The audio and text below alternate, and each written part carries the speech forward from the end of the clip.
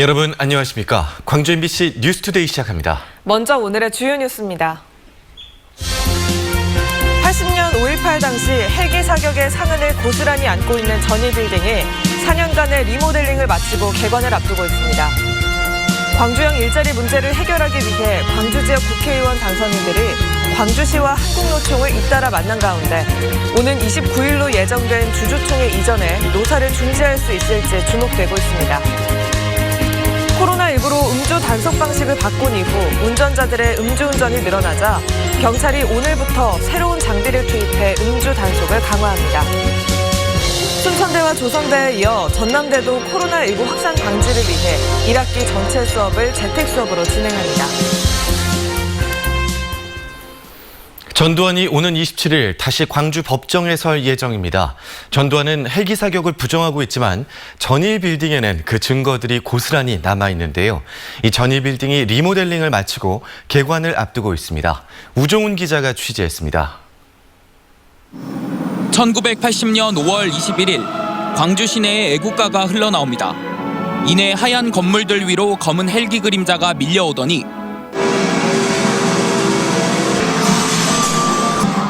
헬기를 탄 계엄군의 기총 소리에 시내 전역에는 시민들의 비명 소리가 울려 퍼집니다. 5.18 당시를 재현한 이곳은 리모델링을 마친 전일빌딩의 전시관입니다. 전일빌딩 리모델링에 대한 논의는 지난 2016년부터 시작됐는데 4년 만에 개관을 앞두고 있습니다. 전체 보존이냐, 일부 보존이냐를 두고 의견이 갈렸을 때 마침표를 찍은 건 9층과 10층에서 발견된 245개 탄흔이었습니다. 245개의 탄흔이라고 이름 붙여진 이곳 전시관에서는요, 시민들이 직접 보존된 전일빌딩 10층을 찾아 이처럼 외벽에 남은 탄흔을 직접 볼 수 있습니다. 탄흔뿐만 아니라 리모델링된 전일빌딩은 시민군과 계엄군이 교전했던 옛 전남일보 편집국을 비롯해 5.18의 참상을 증언하고 있습니다.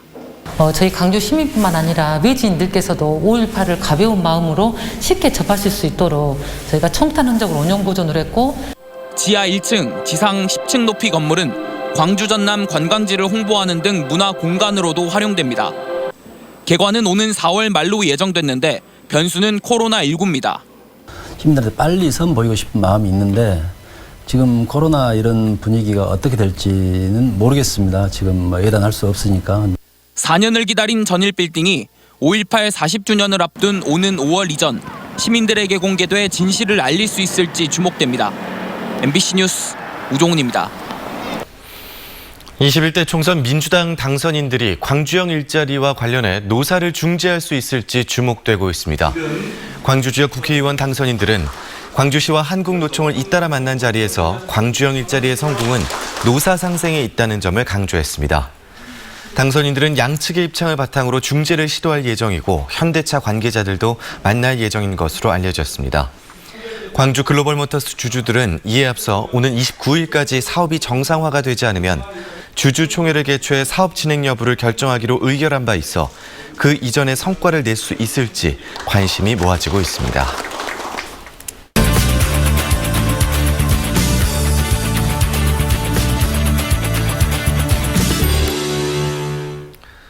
더불어민주당의 압승, 이번 총선 결과를 이야기할 때 공통적으로 나오는 말이죠.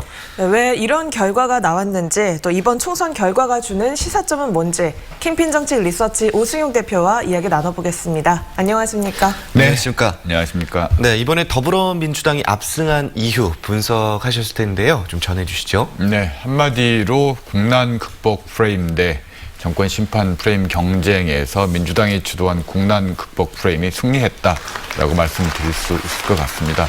선거 과정을 좀 더 면밀하게 들여다보면 제로 다이아몬드의 총균세라는 책에 빗대서 좀 설명을 해보자면 이번 선거는 크게 세 가지가 중요했는데요.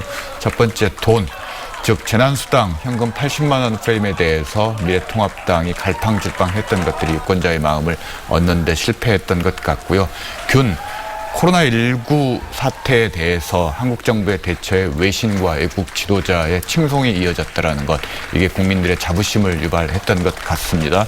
세 번째 말, 태극기 부대 공천에 이어서 사전투표를 앞두고 벌어졌던 막말로 수도권표의 상당 부분을 상실했던 것이 결과적으로 더불어민주당의 이번 총선 압승을 설명할 수 있는 요인들인 것 같습니다. 네, 의석 분포 결과를 놓고 보자면 민주당이 압승이었지만 또 들여다보면 접전 지역들도 있었습니다. 이렇게 접전 지역이 늘어나는 현상 무엇 때문이라고 보십니까? 네, 전쟁은 이겼지만 전투는 치열했고 전력은 비등했다라고 정리할 수 있을 것 같습니다. 그래서 민주당은 착시 현상을 경계해야 될 것 같습니다.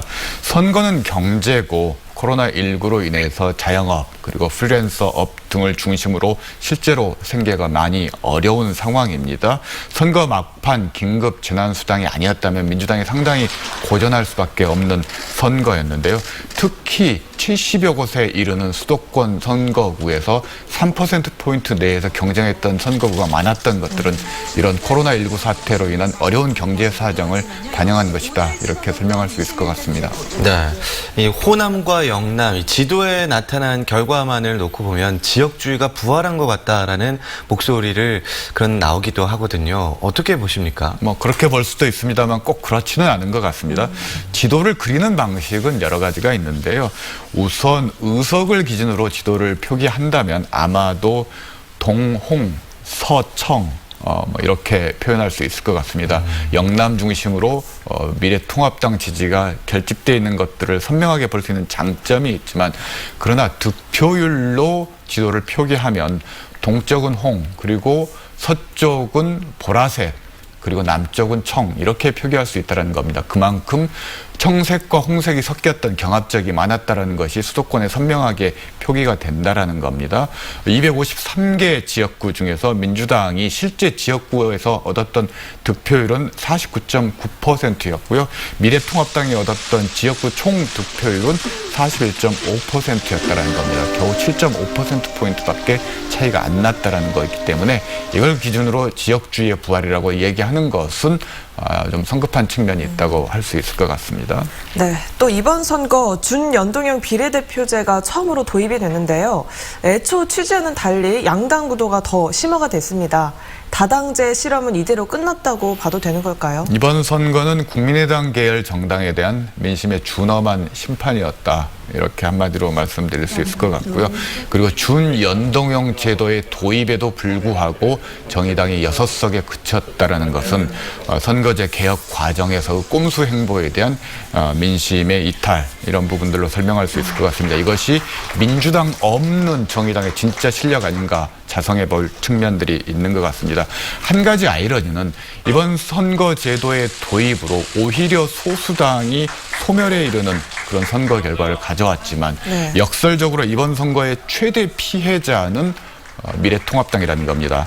41.5%의 지역구 득표에도 불구하고 의석은 겨우 33%를 가져왔고 민주당은 49.9%의 득표에도 불구하고 63%의 의석을 가져갔다라는 거죠. 역설적이지만 미래통합당이 준연동형 비례대표제를 받아들였다면 이번 선거 지역구에서 126대 105석 구도를 만들 수 있었다라는 겁니다. 아마 다음 국회에서 미래통합당이 연동형 비례대표제 강화에 동기부여가 될 수 있는 측면인 것 같습니다. 네, 오늘은 킹핀 정책 리서치 오승용 대표에게 21대 총선 결과 분석 들어봤습니다. 고맙습니다. 네, 고맙습니다. 감사합니다. 비는 모두 그쳤지만 하늘은 여전히 흐립니다. 오늘은 종일 이렇게 흐릿한 하늘 상태가 이어지겠고요. 오전 중에는 가시거리 1km 안팎의 안개도 끼어 있어서 더 흐리게 느껴지겠습니다. 비가 지난 뒤라 공기는 깨끗합니다. 광주 전남의 미세먼지 농도 좋음 수준 보이고 있는데요. 날이 흐려서 기온은 크게 오르지 못하겠습니다. 아침 기온은 8도 안팎으로 어제보다 2도가량 낮게 출발했고요. 한낮 기온은 17도로 어제보다는 2도가량 높겠지만 서늘함이 감돌겠습니다. 오늘부터 모레까지는 북서쪽에서 찬 공기가 서서히 유입되면서 기온이 내림세를 보이겠습니다. 또다시 꽃샘추위가 기승을 부리겠는데요. 수요일이면 아침 기온 5도 안팎에 머물겠고 한낮 기온 12도로 오늘보다 5도가량 낮은 기온이 예상됩니다. 특히 내일부터는 바람도 강하게 불어서 야외 시설물 피해가 없도록 대비 잘해두셔야겠습니다. 날씨 정보였습니다. 최근 전남 지역에 분포하고 있는 비자나무의 추출물을 활용한 손소독제가 개발됐습니다. 코로나19 상황 속에서 전남 난대수종의 새로운 보건 방역 분야 산업화 가능성에도 기대를 모으고 있습니다. 김주희 기자가 보도합니다. 고흥군 포두면 9만 7천여 제곱미터 면적의 천연기념물 239호 금탑사 비자나무 숲입니다. 637년 금탑사 창건 뒤 심어진 인공림입니다.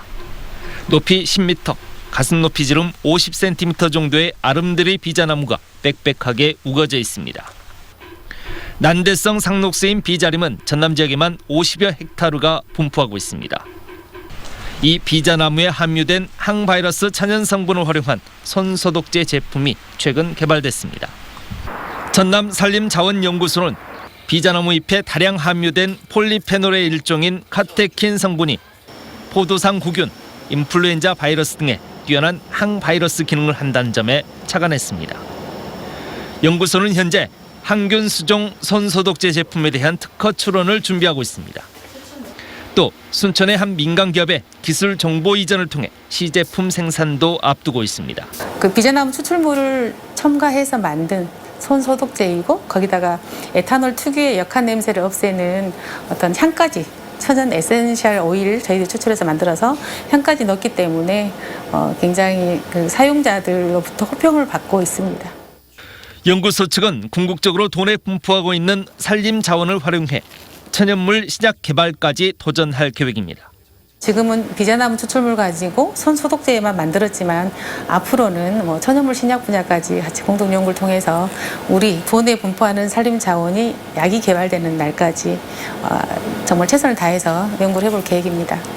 비자나무 잎 추출물 함유 손소독제 제조 기술은 코로나19 상황이 이어지고 있는 가운데 보건 방역 시장에서 전남 난대수종의 새로운 산업화 가능성에 대한 기대치도 함께 높여주고 있습니다.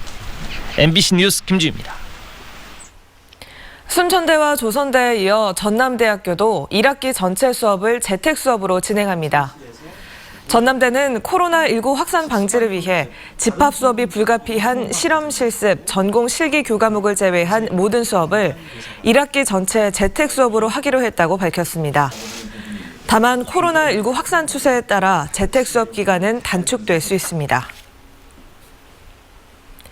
경찰이 코로나19로 음주 단속 방식을 바꾼 이후 음주운전 사고와 사망자가 늘어나자 오늘부터 비접촉식 감지기를 시범 투입합니다. 경찰청은 최근 개발한 비접촉식 감지기를 현장에서 일주일 동안 시범 운영한 뒤 결과를 분석해 전국으로 확대할 예정이라고 밝혔습니다. 비접촉식 감지기는 5초 동안 운전자 호흡을 분석해 술을 마셨는지 판별하는 기계입니다. 한편 올해 1월부터 3월까지 발생한 음주운전 사고는 4,100여 건으로 작년 같은 기간에 비해 24.4%가 증가했고 음주운전 사망자는 작년보다 6.8% 증가했습니다. 광주 광산경찰서는 어제 오후 4시 30분쯤 광주시 광산구 월곡동에서 카자흐스탄 국적 22살 A씨를 흉기로 찌른 혐의로 아제르바이잔 국적 외국인 B씨와 그의 일당 4명을 추적하고 있습니다. 경찰은 B씨 일당이 같은 날 새벽 A씨 무리에게 폭행당한 데 앙심을 품고 보복한 것으로 보고 있으며 A씨는 생명에 지장은 없는 것으로 알려졌습니다.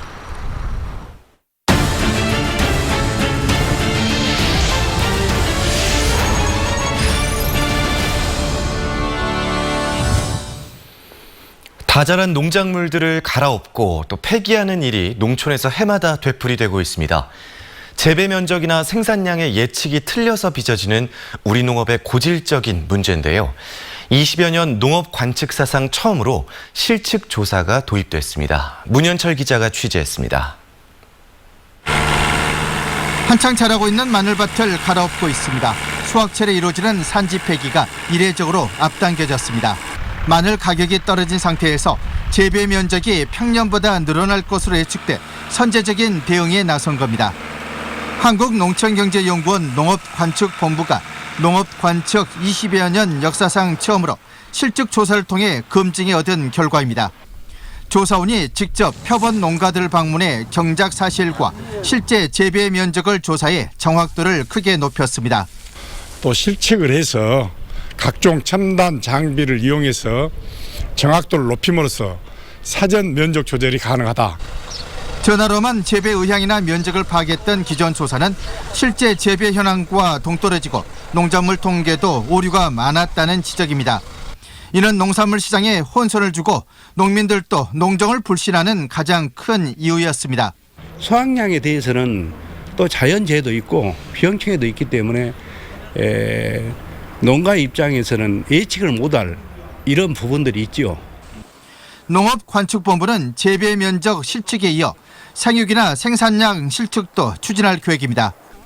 농산물 수급 정책의 나침반 역할하는 농업관측, 처음 도입된 실측 조사를 통해 반복되는 산지 폐기와 중간 상인들의 매점 매석 등 고질적인 농촌 병폐를 해소할 수 있을지 주목을 끌고 있습니다.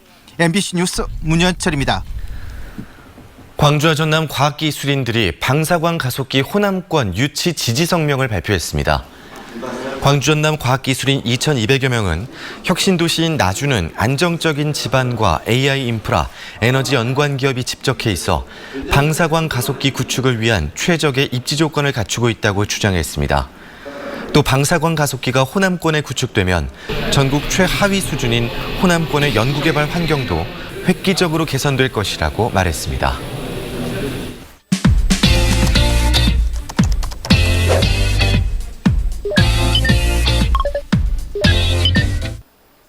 지난 한 주는 어떤 키워드가 누리꾼들의 많은 관심을 받았을까요? 4.15 총선 세월호 6주기 10대 차량 터리가 있었습니다. 어떤 내용인지 먼저 4.15 총선부터 살펴보겠습니다. 제21대 총선이 더불어민주당의 압승으로 끝났습니다. 180석을 확보하면서 슈퍼 여당이란 수식어를 얻게 됐는데요. 여당 180석, 짜릿해. 일 좀 하라는 야당을 향한 국민들의 심판이다. 누리꾼 대다수가 야당에 대한 심판과 적폐청산 성공을 바라는 마음이 결과에 반영된 것이라고 얘기했습니다. 국민들이 여당에 힘을 줬다. 이 힘을 올바른 곳에 쓰길 바란다. 자만한 순간 국민들은 잊지 않고 다음 선거에 심판할 것이다. 누리꾼들은 21대 국회가 국민의 뜻대로 잘 운영되길 바랐습니다. 세월호 참사 6주기를 맞아 전국 곳곳에서 추모 행사가 열렸다는 소식에 많은 댓글이 남겨졌습니다. 광주 YMCA 백제관에서는 전시실 등 추모 공간이 마련됐고 진도 팽목 기억관 앞에서는 6년의 기억 그리고 다짐을 주제로 추모 행사가 열렸습니다. 결코 잊을 수 없는 예쁜 우리 아이들 편히 쉬길. 어른으로서 아직도 시리고 아프다. 미안하다 얘들아. 아무것도 해주지 못해서. 현장은 물론 온라인에서도 6년 전 그날을 기억하고 추모했습니다. 이제는 편하게 아이들을 위로해 줄 수 있는 건가요? 21대 국회는 아이 잃은 부모님들의 편이 되어 모두 밝혀주길 바라요. 무엇보다 21대 국회가 새롭게 출범되는 만큼 진상규명에도 속도가 붙길 바랐습니다. 최근 중학생 8명이 차량 절도로 경찰에 붙잡힌 사건에도 관심이 모아졌습니다. 광주의 한 오피스텔 지하주차장, 14살 중학생 2명이 주차돼 있던 승용차 안에서 20초 만에 현금 1,000만 원을 챙겨 달아났습니다. 이 둘을 포함해 중학생 8명이 지난 석 달간 광주 일대 주차장을 돌며 현금 등 3,000만 원 상당을 훔쳐 경찰에 붙잡혔는데요. 최근 코로나로 개학이 연기되면서 소년 범죄가 증가한 것으로 경찰은 분석했습니다. 애들이 법을 갖고 노네. 학교 간다고 범죄를 안 저지를까? 소년법 빨리 없애던지 시대에 맞게 손보자. 잇따라 발생하는 청소년 범죄에 청소년 보호법에 대한 개정을 요구하는 목소리가 이어졌습니다. 지금까지 한 주의 누리픽이었습니다.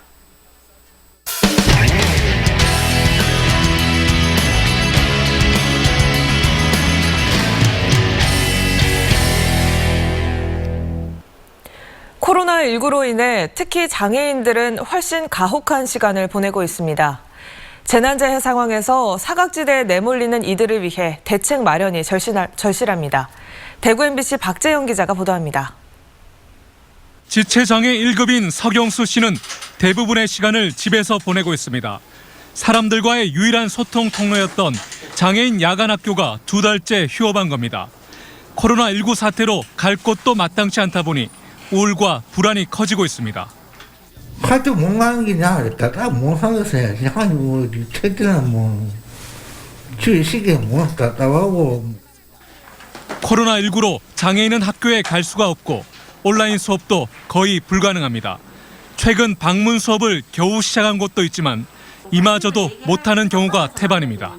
여러 매체를 통해서 이제 혹은 SNS를 통해서 뭔가 이제 사회적인 관계를 유지를 하실 수 있지만 당사자분들은 사실 그런 게 힘드시니까 계속 혼자 계신 느낌을 좀 많이 받으시는 것 같아요. 제가 느끼기에. 코로나19 사태에서 장애인은 항상 뒷전으로 밀려났습니다. 장애인 확진 환자는 갈 격리 시설이 없다 보니 집에서 혼자 생활하며 자가 격리가 끝나기만을 기다려야 합니다. 방호복을 입고 중무장한 활동 보조사가 긴급 투입되기도 했지만 죽음의 공포를 느끼는 상황으로 내몰리고 있습니다.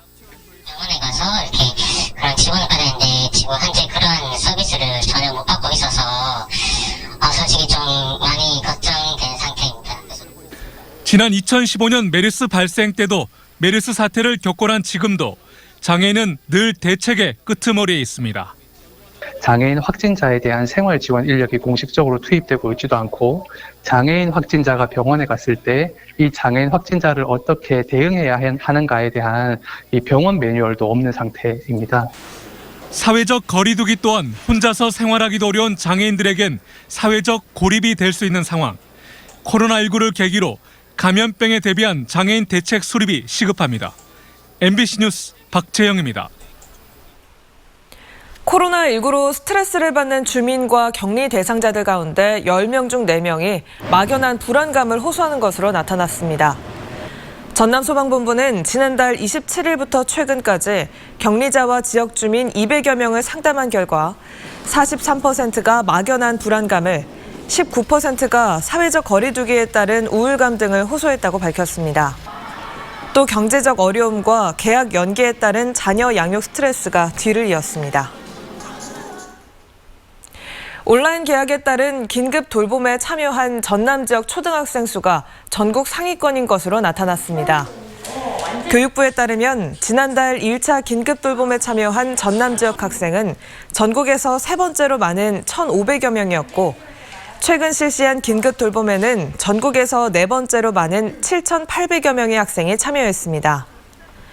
전남 지역의 참여 비중이 높은 이유는 농번기 일손이 부족하다는 점과 다문화 가정 등 가족 구성상의 특성 때문인 것으로 분석되고 있습니다. 한편 광주는 전국에서 10번째로 많은 2,900여 명의 학생이 긴급 돌봄에 참여했습니다. 비는 모두 그쳤지만 하늘빛은 여전히 흐립니다. 오늘은 종일 이렇게 흐릿한 하늘 상태가 이어지겠고요. 오전 중에는 곳곳에 가시거리 1km 미만의 안개도 끼어 있어서 더 흐리게 느껴지겠습니다. 비가 지난 뒤라 공기는 매우 깨끗합니다. 광주 전남의 미세먼지 농도 좋음 수준 보이고 있는데요. 날이 흐려서 기온은 크게 오르지 못하겠습니다. 아침 기온은 8도 안팎으로 어제보다 2도가량 낮게 시작했고요. 한낮 기온 17도로 어제보다는 2도가량 높겠지만 서늘함이 감돌겠습니다. 오늘부터 모레까지는 북서쪽에서 찬 공기가 서서히 유입되면서 기온이 내림세를 보이겠습니다. 또다시 꽃샘추위가 기승을 부리겠는데요. 수요일이면 아침 기온 5도 안팎에 머물겠고 한낮 기온 12도로 오늘보다 5도가량 낮은 기온 보이겠습니다.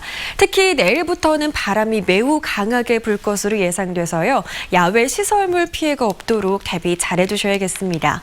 광주의 현재 기온은 9.3도 보이고 있습니다. 여전히 구름이 가득한 가운데 한낮 기온은 16도에서 18도 안팎으로 예상됩니다. 목포의 낮 기온은 14도, 무안의 낮 기온은 15도로 예상되고요. 순천의 낮 기온은 19도, 광양은 20도로 전남 동부 지역은 비교적 포근하겠습니다. 바다의 물결은 최고 2, 3m로 조금 높게 일겠습니다. 이번 주 목요일까지는 계속해서 쌀쌀한 날이 이어지겠습니다. 금요일부터 또다시 기온이 올라서면서 포근한 날을 되찾겠습니다. 날씨 정보였습니다. 이상으로 광주 MBC 뉴스투데이를 마칩니다. 함께해 주신 여러분 고맙습니다.